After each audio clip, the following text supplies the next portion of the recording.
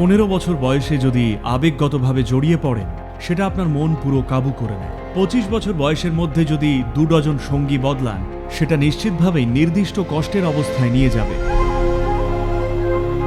শরীরটাকে যখনই খুলে দেন, শরীর সবকিছু এমনভাবে মনে রাখে যা যুক্তিবুদ্ধির বাইরে। শরীরকে বিভ্রান্ত করে রাখলে জীবন তার পূর্ণ সম্ভাবনায় কখনোই পৌঁছবে না।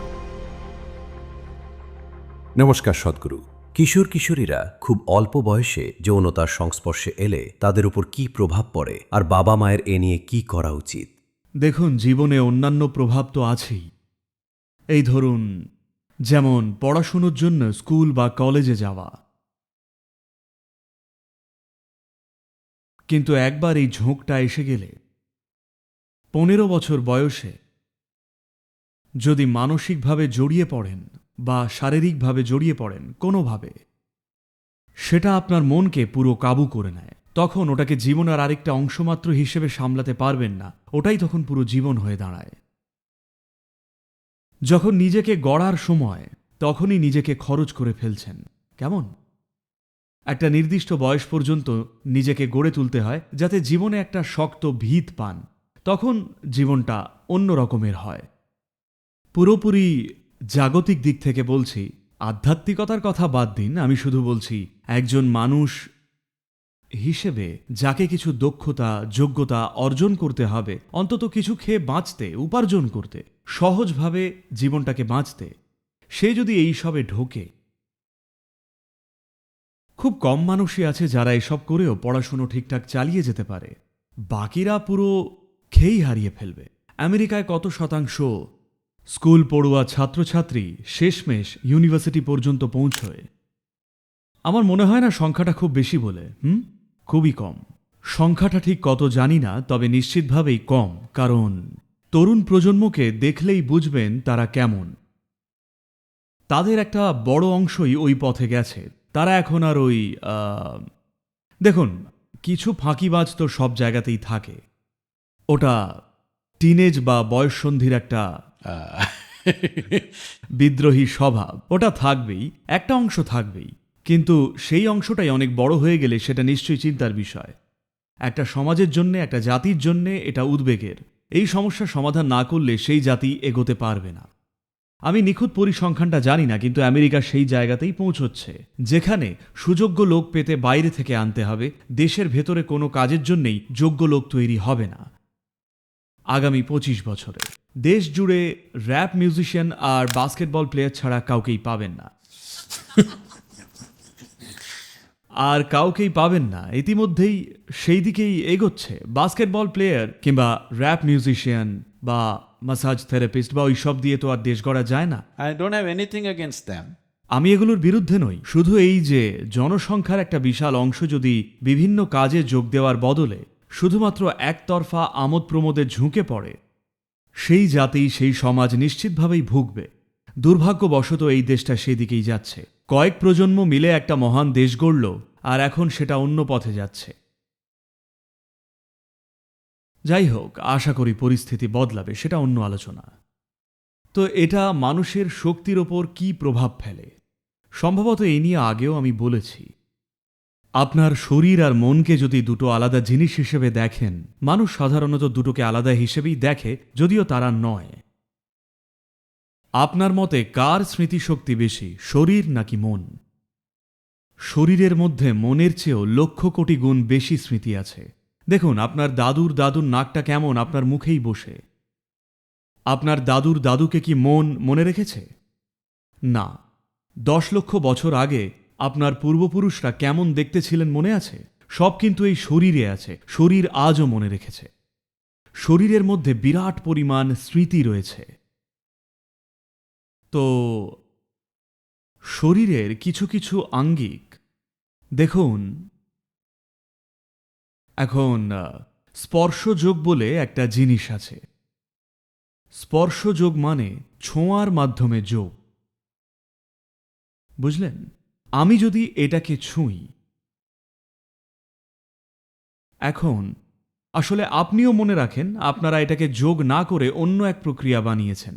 যদি এই টেবিলটা ছোঁন এখন, আর 1 বছর পর যদি আপনাকে চোখ বেঁধে আবার এটাকে ছুঁতে বলি, আপনি কিন্তু চিনতে পারবেন, মনে হচ্ছে এটা সেই টেবিলটাই, তাই না?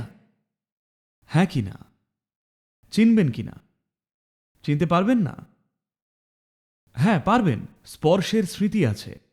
তাই স্পর্শের স্মৃতিকে ব্যবহার করে একটা সম্পূর্ণ যোগ পদ্ধতি রয়েছে। ওরা শুধু গিয়ে একটা পাথর ছোঁয়ে, একটা গাছকে ছোঁয়ে, গাছকে ভালোবাসা নয়, কিন্তু ভালোবাসা আবেগের ব্যাপার, শুধুই গাছটাকে ছোঁয়া। ভাব স্পন্দনে আমরা এইরকমই কিছু একটা করি, আমরা স্পর্শকে খুব শক্তিশালীভাবে ব্যবহার করি। শুধুই স্পর্শ করা, শুধুই সচেতন থেকে স্পর্শের অনুভূতিকে আর শক্তিকে মনে রেখেই মানুষ ফেটে পড়ে আর কাঁদে, হল জুড়ে গড়াগড়ি খায়, লাফাতে থাকে just because it touch. শুধু স্পর্শের কারণে। এটাই স্পর্শ যোগ। যোগের সম্পূর্ণ একটা মাত্রা আছে এই রকম। তো শরীরের প্রচণ্ড মনে রাখার ক্ষমতা রয়েছে, বিশেষ করে শরীরটাকে যদি খোলা হয় এক বিশেষভাবে। একরকম খুব সহজ করে বললে যৌনতা হলো এক অন্য সম্ভাবনার জন্য শরীরকে খুলে দেওয়ার একটা উপায়।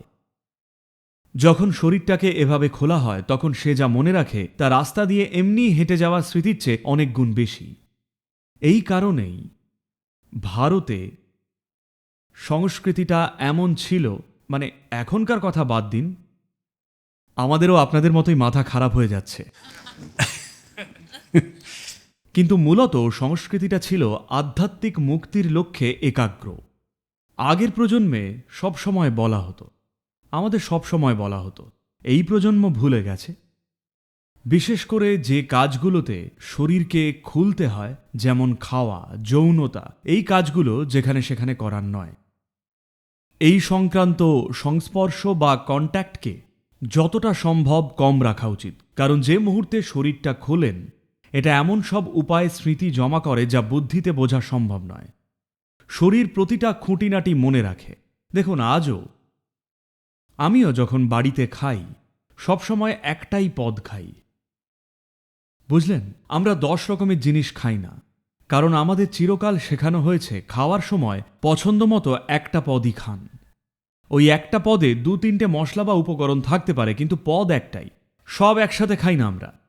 আজ তো সব বুফে ডিনার, সেখানে 25 রকমের জিনিস থাকে, সব অল্প অল্প করে নিয়ে নিয়ে খেতে হয়।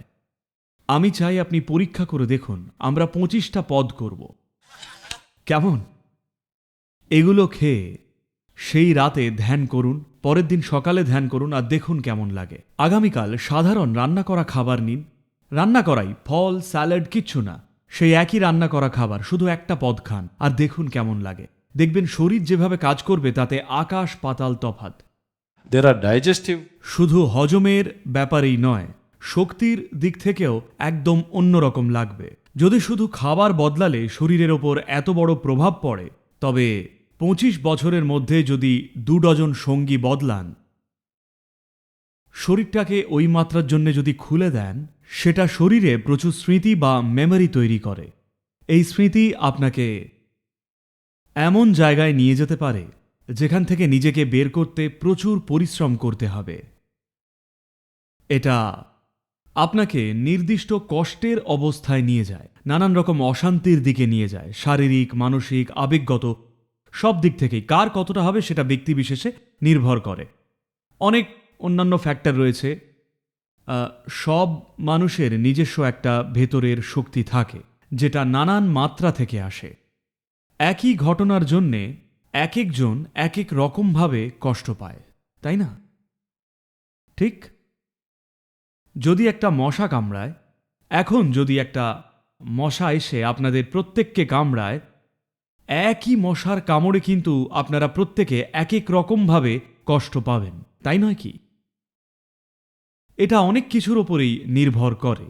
মশার কামড়ে আপনি কিভাবে রিয়্যাক্ট করছেন দেখে আমি বলে দেব আপনার দাদু ঠাকুমা কে ছিলেন, আপনার পূর্বপুরুষরা কারা, আর কিভাবে বেঁচেছেন আর কিভাবে মারা যাবেন। সত্যি আমি মজা করছি না। জানা সম্ভব যদি আমরা বুঝি পাশের জনের তুলনায় একটা মশার কামড়ে আপনি কেমন প্রতিক্রিয়া দিচ্ছেন, কারণ এটা নির্ভর করে আপনার কার্মিক মেমোরির ওপর। প্রতিক্রিয়া সেই মতোই করেন। এই প্রতিক্রিয়াটা হয়তো শুধু বাইরের কোনো লক্ষণ নয়, শরীর নিজেও বিভিন্ন স্তরে প্রতিক্রিয়া করে। একই মশার কামড় আলাদা আলাদা মানুষের শরীরে ভিন্নভাবে প্রতিক্রিয়া করে কিনা দুম করে বলে দেন আমার মশার কামড়ে অ্যালার্জি রয়েছে। এটা জীবনকে খুবই অগভীরভাবে ওপর ওপর দেখার লক্ষণ। তাই এক একজনের ক্ষেত্রে এটা এক এক রকম হতে পারে। কেউ বলতেই পারেন, ও আমি তো এই সব কিছু করেও বেশ ভালোই আছি। হতে পারে একটা স্তরে হয়তো ভালো আছেন, কিন্তু সবার সেই একই সীমা নাও থাকতে পারে। আর সবচেয়ে বড় কথা, আপনি হয়তো অনেক উঁচুতে উঠেছিলেন, কিন্তু এখন আপনি নিচে, কিন্তু অন্য কারোর চেয়ে একটু ভালো থাকাতেই আপনি খুশি। এটাই আপনার সমস্যা। একটা নারকোল গাছ বা বড় রেডউড গাছ অনেক লম্বা হওয়ার কথা, আপনি ঝোপঝাড়ের চেয়ে একটু লম্বা হয়েই ভাবছেন আপনি মহান। আপনার আর কি হবে? তো অপ্রয়োজনীয় স্মৃতি দিয়ে শরীরের সিস্টেমকে বিভ্রান্ত রাখলে জীবন তার পূর্ণ সম্ভাবনায় কখনোই পৌঁছবে না। এই কারণেই বিশেষ করে শিশুরা খুব খোলামেলা থাকলে এই জন্যই নিয়ম ছিল যে 12 বছর বয়স পর্যন্ত কোনো পুঁথিগত শিক্ষা দেওয়া হতো না। ঐতিহ্যগতভাবে, আজ তো উপায় নেই, সরকার নিয়ম করেছে 6 বছর হলেই স্কুলে পাঠাতে হবে, তা না হলে বাবা মাকে ধরে নিয়ে যাবে। ভারতে এখন শিক্ষা বাধ্যতামূলক। বাচ্চাকে তার 5 বছর 10 মাস হওয়ার পরেও স্কুলে না পাঠালে আপনি কিন্তু জেলেও যেতে পারেন, যেহেতু স্কুলে পাঠাননি। Okay. তা না হলে প্রথা ছিল 12 বছর বয়স পর্যন্ত তাদের কিচ্ছু শেখানো হতো না, কারণ আপনি ওদের মেমোরি সিস্টেমে হস্তক্ষেপ করতে চান না। আপনি শুধুই চান ওদের শরীর বাড়ুক, মস্তিষ্ক বাড়ুক, শেখানো পরে আসবে। যদি আমরা সচেতনভাবে শিশুদের বড় করতে চাই, কিছু ভালো করতে চাই, তাহলে আমাদের একটা সম্পূর্ণ নতুন পৃথিবী গড়তে হবে, যেটা সম্ভব নয়, কারণ পৃথিবীটা অন্যদিকে চলে গেছে। বিশেষ করে পশ্চিমী সমাজগুলো পুরোপুরি জীবন বিরোধী হয়ে গেছে, আর বাকিরাও খুব তাড়াতাড়ি সেটা নকল করে নিচ্ছে। ভারতের শহরগুলোর অবস্থাও একই। গোটা ভারতে তা হয়নি, তবে শহরের কেন্দ্রগুলো তো আমেরিকার চেয়েও বেশি আমেরিকান হয়ে গেছে। ওদের খাওয়া মানেই ম্যাকডোনাল্ডস। তো এটাই এখন বিশ্বের আদর্শ হয়ে দাঁড়িয়েছে, এটাই বিশ্বে আদর্শ হয়ে গেছে, আর সবাই দ্রুত সেই রকমই হতে চাইছে, আর তারা সেখানে পৌঁছবেই। দুর্ভাগ্যবশত সবাই পৌঁছবেই। কিন্তু কেউ নিজে থেকে এই ব্যাপারে কিছু করতে চাইলে যা পারেন তা হলো, আসলে অল্পই কিছু পারবেন, কারণ আপনি একা নিজের সন্তানকে প্রভাবিত করছেন না। আপনার বাচ্চার ওপর আপনার প্রভাব হয়তো 10%, বাকি 90% আসছে বাইরে থেকে।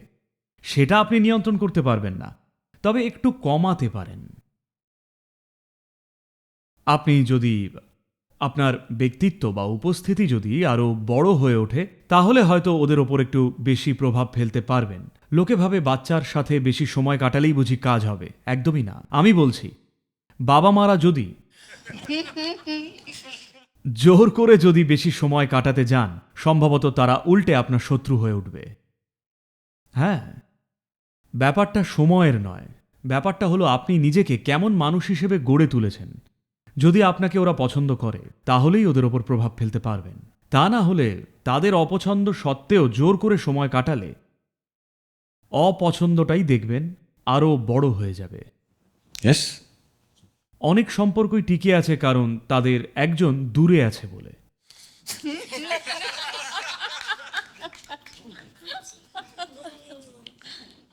আমি কি খারাপ কিছু বলছি?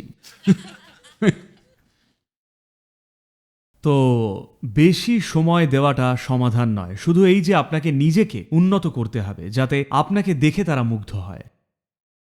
ওরা আপনাকে দেখে অনুপ্রাণিত হলে তবে আরেকটু প্রভাব ফেলতে পারবেন।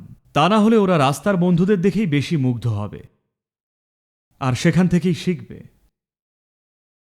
তো শিক্ষা ব্যবস্থা আর সবকিছুই আসলে শুধু একটা ক্ষেত্রেই নয়। জানেন, আমি ইন্টারনেটে কিছু একটা খুঁজছিলাম, ওখানে ওই ছোট ছোট অ্যাড ছিল, তো আমি একটা যন্ত্র খুঁজছিলাম। কেমন, মানে শুধু একটা মেকানিক্যাল টুল, স্প্যানারের চেয়ে একটু বড় কিছু, ঠিক আছে? কিন্তু দেখলাম স্প্যানারের পাশে বিকিনি পরা এক মহিলা দাঁড়িয়ে আছে। আমি জানি না আমার ওই স্প্যানারের সাথে ওনার কি সম্পর্ক। উনি বিকিনি পরে আছেন, হয়তো আইনের ভয়ে তিনি সেটা খুলতে পারেননি, তা না হলে বিকিনি খুলেই হয়তো দাঁড়াতেন। Okay. একটা স্প্যানার বেচতে কেন কেন আপনার নগ্ন মহিলার দরকার একটা স্প্যানার বিক্রি করতে? এতে বিক্রি কিভাবে বাড়ে আমি জানি না, কিন্তু এটাই চলছে। আর এটা শুধু কারোর শরীর দেখানোর ব্যাপার নয়, ভালো থাকার ধারণাটাই পাল্টে গেছে। এটা কিন্তু আজ হঠাৎ করে হয়নি। আজকে ভালো থাকা মানেই হলো, আজ বলে নয়, যদি 50 বা 60-এর দশকের সিনেমা দেখেন, জীবনের চূড়ান্ত প্রাপ্তিটা কি? নায়ক নায়িকা হাত ধরে হেঁটে চলে গেল আর চিরকাল সুখে শান্তিতে থাকলো। কিভাবে থাকলো কেউ জানে না। সিনেমার শেষ দৃশ্যে হাত ধরে হাঁটা, ওটাই নাকি জীবনের আদর্শ। এই মূল ভাবনাটা বদলানো দরকার। হ্যাঁ, সম্পর্ক তৈরি করি, ঠিক আছে, হ্যাঁ আমাদের এই সব চাহিদা আছে, কিন্তু ওটাই জীবনের লক্ষ্য নয়। If that aspect, যদি সমাজের বড় একটা অংশ এটা গভীরভাবে না বোঝে, তাহলে সমাধান অনেক দূরে, সমাধান হওয়ার ধারে কাছেও আমরা নেই। কেমন? কিন্তু একটা আদর্শের জন্যে চেষ্টা করায় দোষ কি? লক্ষ বছর লাগুক, অন্তত নিজের জীবনে তো এটা আমরা আনতেই পারি। তো এটা করতে হবে সচেতনভাবে, সব ক্ষেত্রেই। স্প্যানার বিক্রি থেকে আপনি বাড়িতে কেমন আচরণ করেন সেখান অবধি, আপনি নিজে মানুষ হিসেবে কেমন আছেন। আপনি নিজেই যদি ওই হরমোনের দাস হয়ে বসে থাকেন, আর তারপর তরুণ ছেলে মেয়েদের যদি বলেন এমন হও তেমন হও, ওতে কাজ হবে না। কারণ দেখুন, একটা মানুষের ওপর কালচারের যে প্রভাব তা কিন্তু অত্যাধিক। খুব কম মানুষই কালচারের প্রভাব থেকে নিজেকে মুক্ত রাখতে পারে, খুবই কম। বাকিরা সবাই তাদের আশেপাশের পরিবেশের ছাঁচেই বেড়ে ওঠেন। খুব কম লোকই নতুন সংস্কৃতির দিশারি হন। বাকি সবাই চারপাশে যা চলে তারই শিকার, তাই না? তাই এটা একদিনে বা এক প্রজন্মে বদলানোর কোনো জিনিস নয়। কিন্তু চেষ্টা করতে দোষ কি? আমরা শুধু চেষ্টাই করতে পারি, এখনই বড় পরিবর্তনের আশা করতে পারি না। তবে অনেকভাবেই দেখুন, এটা সব জায়গায়, শুধু কোনো একটা দেশে নয়। এখানে হয়তো এটা একটু বেশি, মানে একরকম সরাসরি বা অভদ্রভাবে হচ্ছে, কিন্তু এটা সর্বত্রই হয়। কারণ শরীরের স্বাভাবিক প্রবৃত্তি আছে যা চেপে রাখা যায় না এবং উচিতও নয়। এর শুধু রূপান্তর দরকার, ব্যাস এটুকুই। আমরা বলছি না যে শরীরের স্বাভাবিক প্রবৃত্তি বা মানুষের চাহিদাগুলো চেপে রাখুন, কিন্তু চাহিদাগুলোর পরিশোধন অবশ্যই দরকার। যেখানেই যান সব জায়গায় ওটার ওই অভদ্র প্রকাশের কোনো দরকার নেই, তাই না? ওই অশোধিত ভাবটা সরে গেলে যৌনতা আপনার জীবনের একটা অংশ মাত্র হয়ে থাক। এখন আপনার জীবনটা জুড়ে যৌনতা ছেয়ে গেছে। যদি ওটা জীবনের ছোট একটা অংশ হয় কোনো সমস্যা নেই, কিন্তু ওটাই গোটা জীবন হয়ে গেলে সেটা কিন্তু অসুস্থতা। টাকা হোক বা যৌনতা বা যাই হোক না কেন, যেটারই ছোট অংশ হয়ে থাকার কথা, কিন্তু সেটাই যদি পুরোটা ছেয়ে যায় তাকেই অসুখ বলে, তাই না?